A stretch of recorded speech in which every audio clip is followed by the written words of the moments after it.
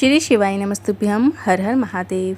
सावन का पावन महीना चल रहा है और गुरुजी पंडित प्रदीप मिश्रा जी के द्वारा सावन की दूसरी शिव महाप्राण कथा सीहोर कुबेश्वर धाम से हो रही है, जो कि ये ऑनलाइन शिव महाप्राण कथा है, जिसका श्रवण आप 21 जुलाई से 25 जुलाई तक आस्था यूट्यूब के माध्यम से दोपहर में 1 बजे से 4 बजे तक कर पाएंगे। इस सावन के महीने में गुरुजी ने सावन प्रदोष का एक बिल्कुल नए उपाय की जानकारी दी है। अगर घर में पैसा टिक ही नहीं रहा हो, पैसा बीमारियों में जा रहा है, तो आपको ये उपाय आज और कल दोनों दिन करना है। कैसे करना है, इसके लिए वीडियो को अंत तक ज़रूर देखिएगा। किसी कारणवश यदि आपने आज की कथा नहीं सुन पाए हैं तो पूरी कथा का रस्तत्व आपको एक छोटे से वीडियो से प्राप्त होने वाला है। तो बढ़ते हैं आज की कथा की पहली जानकारी की ओर। गुरुजी ने कहा, अगर परमात्मा ने हमें मानव का जन्म दिया है और इस काबिल बनाया है कि हम कुछ करें, तो हमें सत्कर्म ज़रूर करना चाहिए। बढ़ते हैं आज की कथा की दूसरी जानकारी की ओर। गुरुजी ने कहा, भगवान परशुराम जी ने भोलेनाथ से वरदान मांगा, जैसे मैंने आप पर कांवड़ जल अर्पित किया और आपने मेरी कामना पूरी की है, उसी तरह अगर 2 लोटे से जल सावन के महीने में कोई शिवलिंग पर अर्पित करेगा तो आपको उसकी भी मनोकामना पूरी करना होगी। तभी हम सावन में 2 लोटे से जल चढ़ाते हैं, अर्पित करते हैं। ये कामना पूर्ति उपाय है। बढ़ते हैं आज की कथा की तीसरी जानकारी की ओर। शिव महापुराण के उमा खंड में लिखा है, उमा संहिता कहती है, अगर आपने चतुर्मास में आपने कोई दान नहीं कर पाए, चतुर्मास मतलब जैसे देव सो जाते हैं उसके बाद के जो 4 महीने होते हैं दिवाली तक के, वो चतुर्मास कहलाते हैं। इस बीच में यदि आपने कोई दान नहीं कर पाए, चतुर्मास में आपने 4 महीने कोई पुण्य नहीं कर पाए, कोई तीर्थ नहीं जा पाए, कोई उपवास नहीं कर पाए, कोई यज्ञ अनुष्ठान नहीं कर पाए, तो शिव महापुराण की उमा संहिता कहती है, अगर सावन के महीने में किसी भी सोमवार को 4 या 5 में से एक सोमवार को भी अगर आपने व्रत रख लिया और एक बेलपत्र शिवलिंग पे अर्पित कर दी, तो चतुर्मास का सारा पुण्यफल आपको प्राप्त हो जाता है। जैसे आज सावन का दूसरा सोमवार है, यदि आपने आज एक बेलपत्र भी अर्पित की है तो चतुर्मास में गए सत्कर्म का फल हमें प्राप्त हो जाता है। और अभी आने वाले 2 सोमवार और हैं, जिसमें आप सावन के सोमवार में आप बेलपत्र अर्पित कर सकते हैं, या आज शाम को भी आप बेलपत्र अर्पित कर सकते हैं, क्योंकि आज भी सावन सोमवार का दूसरा दिन है। बढ़ते हैं आज की कथा की चौथी जानकारी की ओर। गुरुजी ने कहा, आपने कितनी कावड़ भरी होगी, पर अगर आपने सीहोर की कावड़ भरी है तो ये 10 से 11 किलोमीटर की कावड़ आपको सभी कावड़ों से भारी लगी होगी। ऐसा लगता होगा बहुत लंबी यात्रा है, पहुंचने के बाद भी जल हाथ से नहीं चढ़ पाता होगा, शरीर हिलते रहते हैं। और कावड़ चढ़ाने वाले को एक दिन पहले और एक दिन बाद भी अच्छे से नींद नहीं आती, एकदम से झटके लगते होंगे, ऐसा लगता होगा कोई उठा रहा है। बढ़ते हैं आज की कथा की 5वीं जानकारी की ओर। गुरुजी ने कहा, सीहोर की एक माता जी हैं जो सीहोर से सुबह 4 बजे चलती हैं और कुबेश्वर धाम पहुंचकर शाम को घर चली जाती हैं। सावन में 21 दिन 21 कावड़ चढ़ाती हैं। उनसे कोई पूछे, भोलेनाथ ने तुम्हें क्या दिया, तो बताती हैं, ऐसी कोई चीज़ नहीं जो महादेव ने मुझे ना दी हो। बढ़ते हैं आज की कथा की 6वीं जानकारी की ओर। जेताली जी पत्र लेकर आई, लिखती हैं, मुझे 2 लड़कियां हैं, पर लड़का ना होने के ताने मुझे सुनने पड़ते थे। तब मैंने किसी के कहने पर आपकी कथा सुनना शुरू किया, पशुपतिनाथ व्रत किया, पर कोई लाभ नहीं हुआ। फिर सीहोर कुबेश्वर धाम आकर कंकर शंकर का पूजन किया और एकांत में बैठकर 108 बार श्री शिवाय नमस्तुभ्यम मंत्र का जाप किया और घर आ गई। मैंने 2 बार पशुपतिनाथ व्रत किया और बाबा कृपा से मुझे 2 बेटे हुए हैं, उसी का आभार व्यक्त करने आए हैं। बढ़ते हैं आज की कथा की 7वीं जानकारी की ओर। गुरुजी ने कहा, शिव महापुराण के कोटि रुद्र संहिता में लिखा है, अगर कोई मनुष्य किसी भी भाव से शिव भक्ति की आराधना में लग जाता है तो उसे कुछ मांगना नहीं पड़ता। शिव शक्ति के साथ जाकर उसे मनवांछित फल बिना मांगे ही उन्हें प्रदान कर देते हैं। बढ़ते हैं आज की कथा की 8वीं जानकारी की ओर। मयूरी जी पत्र लेकर आई, लिखती हैं, मेरी मम्मी बीमार हुई, सब कुछ छूट जाए पर आपकी कथा वो कभी नहीं छोड़ती थी। एक दिन आपकी कथा टीवी पर चल रही थी और मैं नौकरी ढूंढ रही थी और यूरोप में ही पशुपतिनाथ व्रत करना मैंने शुरू किया और एक मंदिर भी ढूंढ लिया और तीसरे सोमवार में प्रसाद लाना भूल गई। फिर बाबा से प्रार्थना की, अब क्या करूं, पर तभी पंडित जी ने गुड़ दे दिया और मैंने गुड़ के 3 भाग करके चढ़ा दिए और तीसरे सोमवार को ही मुझे ऐसी नौकरी का ऑफर आ गया जो मैं सोच भी नहीं सकती। मैं कुछ दिनों के लिए इंडिया आई हूँ, सीहोर की कावड़ भी चढ़ा दी हूँ, उसी का आभार व्यक्त करने आई हूँ। बढ़ते हैं आज की कथा की 9वीं जानकारी की ओर। महेंद्र जी पत्र लेकर आई, लिखती हैं, 15 साल से एक केस में फंसा हुआ था।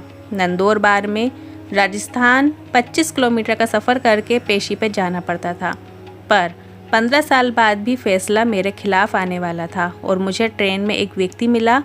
पूछा कहाँ जा रहे हो? मैंने कहा एक केस चल रहा है। उस व्यक्ति ने कहा एक बार सीहोर कुबेश्वर धाम हो आओ, अपनी बात बाबा से कह दो। इसके बाद मैं सीहोर होकर राजस्थान गया और एक पेशी के बाद दूसरी पेशी नहीं हुई।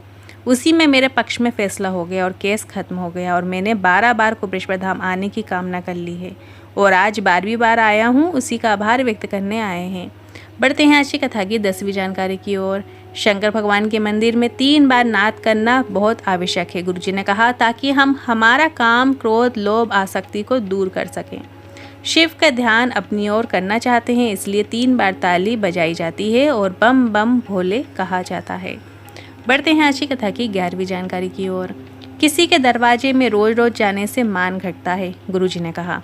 आप किसी के दरवाजे रोज रोज जाओगे तो आपका मान घटेगा। आप अपने माता पिता के पास जाकर बैठोगे, अपने गुरु के पास जाकर बैठोगे, अपने भगवान के मंदिर में जाकर आप बैठोगे तो आपका मान बढ़ता ही है। आप घर में 5 मिनट, 10 मिनट, जितना टाइम आपको मिल सके आप अपने माता पिता के पास जरूर बैठिएगा, आपका मान बढ़ेगा। बढ़ते हैं आज की कथा की 12वीं जानकारी की ओर। संत राम जी पत्र लेकर आए, लिखते हैं, मेरी पत्नी ने आपकी कथा सुनने को कहा, मैं आपको जानता नहीं था। उसने कहा कथा सुनने से जो चाहो वो मिलता है। मैंने कहा बाबा कुछ देते हैं क्या? तो पत्नी ने कहा महाराज नहीं, भोलेनाथ देते हैं। मेरे पास स्वयं का घर नहीं था, किराए के मकान में रहते थे और बाबा थोड़ी देर के लिए पंडाल में भी आता है, ये मैंने भी अनुभव किया है और बाबा की कृपा से मेरा स्वयं का घर बन गया, गाड़ी भी आ गई, उसी का आभार व्यक्त करने आए हैं। बढ़ते हैं आज की कथा की 13वीं जानकारी की ओर। राजेश कुमारी जी पत्र लेकर आई, लिखती हैं, भाई की नौकरी नहीं लग रही थी, कई बार एग्ज़ाम दिया, उसका चयन नहीं हो रहा था। मेरे भाई से मेरे माता पिता ने शहद वाले उपाय करने को कहा और मेहनत करने को कहा और बाबे कृपा से भाई CHO के पद में चयनित हो गया है, उसी का आभार व्यक्त करने आए हैं। बढ़ते हैं आज की कथा की 14वीं जानकारी की ओर। मनीषा जी पत्र लेकर आई, लिखती हैं, एक बीमारी मुझे रजस्वला धर्म से जुड़ी हुई थी, जिस कारण से मंदिर नहीं जा पाती थी। डॉक्टर को भी दिखाया पर लाभ नहीं हुआ। किसी के कहने पर आपकी कथा के बारे में पता चला।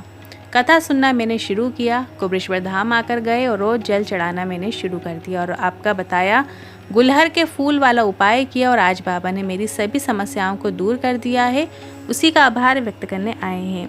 बढ़ते हैं आज की कथा की 15वीं जानकारी की ओर। एक और नए और विशेष उपाय की जानकारी देते हुए गुरुजी ने कहा, अगर ऐसा लगता है घर में पैसा बीमारियों में जा रहा है, कभी एक ठीक होता है फिर अगला बीमार हो जाता है, दूसरा ठीक हुआ, तीसरा बीमार हुआ, बीमारियां ठीक ही नहीं हो रही हैं, पैसा जुड़ ही नहीं रहा है, तो आपको इस सावन के दोनों प्रदोष में से किसी भी एक प्रदोष में ये उपाय करना है।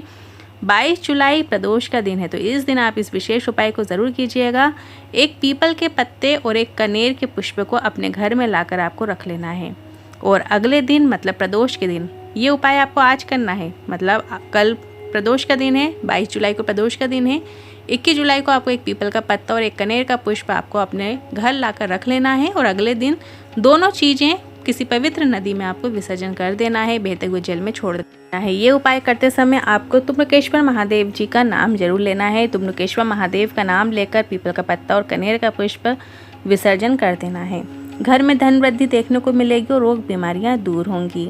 अब बढ़ते हैं अगली 16वीं जानकारी की ओर। जैसा कि सावन की शिवरात्रि 23 जुलाई के दिन है, तो और जिसका जो समय रहेगा, ऑनलाइन अभिषेक का जो समय रहेगा वो शाम को 7 बजे से 8 बजे तक रहेगा। इस 1 घंटे के पूजन अभिषेक में बाबा से जो चाहो मांग लो। जो पूजा अभिषेक होगी इसमें आपको क्या क्या सामग्री की आवश्यकता होगी आपके पास लिखी होगी, तो आप एक बार चेक कर लीजिएगा कहीं कोई चीज़ छूट तो नहीं रही है। आपको सामग्री में चाहिए होगा 1 लोटा जल, गेहूं के 21 दाने जो कि वंश वृद्धि के लिए चढ़ाए जाते हैं, 5 कमल गट्टे या आपको 5 कमल पुष्प मिल जाएं तो वो भी अच्छी बात है, चावल के 108 दाने और अलग से भी चावल रखना है, 108 दाने आपको अलग गिन के रखना है और थोड़े से चावल आपको एक अलग रखना है, हमें बीच बीच में चढ़ाने को चाहिए होंगे। काली मिर्च आपको 21 चाहिए, काली तिल 1 चुटकी, धतूरा 1, बेलपत्र 7, शमी पत्र 7, लाल गुलाब नहीं तो कोई भी सफ़ेद पुष्प आप रख सकते हैं, 3 गोल सुपारी, एक गणेश जी बनाने के लिए, एक गौरा जी और एक संकल्प के लिए चाहिए होगी। जनेऊ आपको 2 रखना है, देसी घी के 2 दीपक रखना, एक अखंड पूजा अभिषेक में जलेगा और एक आपको आरती के लिए रख लेना है, 5 फल रखना है, मिठाई प्रसाद, गुड़, शक्कर या जो आपकी मर्जी हो, इत्र और फिर पीला चंदन, मौली का लेवा जो हम हाथ में बांधते हैं वो रखना है, कपूर रखना है आरती के लिए, लौंग, इलायची और पान का पत्ता रखना है, पंचामृत रखना है, दूध, दही, घी, शहद, शक्कर अलग अलग कटोरी में रख लेना है और इन्हीं सबको मिक्स करके एक अलग कटोरी आपको पंचामृत की बना लेना है। रोली रखना है, पान का पत्ता रखना है, हल्दी, पिसी हल्दी भी रख सकते हैं, हल्दी के गांठे भी रख सकते हैं, अबीर, गुलाल, मेहंदी और काली मिट्टी शिवलिंग के लिए। शिवलिंग आपको पहले से बनाकर रखना है। जब ऑनलाइन अभिषेक पूजा चलेगी तो आपको हर एक चीज़ जब आप अर्पित करेंगे तो आप श्री शिवाय नमस्तुभ्यम बोलते हुए अर्पित करते जाइएगा। जो मंत्र टीवी में चल रहे होंगे वो आपके कानों में सुनाई देंगे और आप अपने मुख से श्री शिवाय नमस्तुभ्यम बोलते रहिएगा। बीच में यदि लाइट चली जाती है या कुछ मोबाइल में नहीं चल रहा होता है तो आपको घबराना नहीं है। सामग्री ऊपर नीचे जैसे हो जाती है, वहाँ पे चढ़ चुकी होती है, आप चढ़ा नहीं पाते हो तो जल्दबाजी करने की ज़रूरत नहीं है। आप श्री शिवाय नमस्तुभ्यम कहते हुए हर एक सामग्री बड़े प्रेम के साथ, भाव के साथ अर्पित कर सकते हैं, कोई दिक्कत नहीं है। अब बढ़ते हैं अगली 17वीं जानकारी की ओर। इस कथा के बाद गुरुजी की जो अगली शिव महाप्राण कथा है वो 30 जुलाई से 5 अगस्त तक जयंती भाई स्टेडियम भिलाई में होगी, जिसका समय दोपहर में 1 बजे से 4 बजे तक रखा गया है। आज के उपाय से जुड़े मन में कोई सवाल या क्वेश्चन है तो कमेंट के जरिए पूछ सकते हैं। वीडियो थोड़ा भी उपयोगी लगा हो तो वीडियो को लाइक करके कमेंट बॉक्स में हर हर महादेव जरूर टाइप कीजिएगा। श्री शिवाय नमस्तुभ्यम।